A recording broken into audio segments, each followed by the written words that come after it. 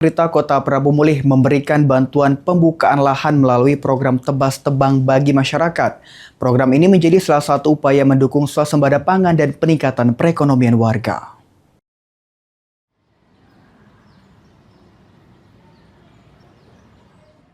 Selaras dengan program Astacita Presiden Republik Indonesia dalam mewujudkan swasembada pangan, pemerintah Kota Prabu Mulih meluncurkan program bantuan tebas tebang bagi masyarakat yang ingin membuka lahan pertanian dan perkebunan.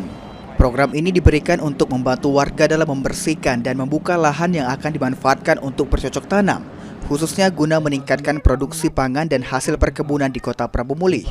Masyarakat yang ingin mendapatkan bantuan tersebut dapat mengajukan permohonan melalui RT dan RW, kemudian diteruskan ke kelurahan hingga ke kecamatan. Adapun syarat yang harus dilengkapi yaitu fotokopi surat kepemilikan lahan yang akan diajukan untuk program Tebas Tebang. Wali Kota Prabu Mulih Arlan mengatakan selain memberikan bantuan pembukaan lahan, pemerintah Kota Prabu Mulih juga akan memberikan bantuan bibit sawit kepada masyarakat. Selaras dengan Astacita Bapak Presiden tentang swasembada pangan, saat ini pemerintah Kota Prabu Mulih turut mendukung program tersebut melalui program pembukaan lahan dengan tebas tebang.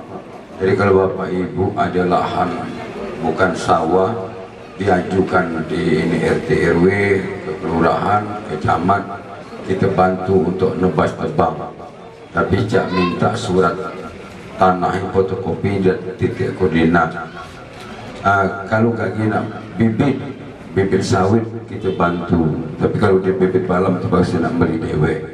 Program ini merupakan bentuk kepedulian pemerintah dalam membantu masyarakat memanfaatkan lahan tidur agar menjadi lahan produktif. Anggi Perkasa, PEL TV.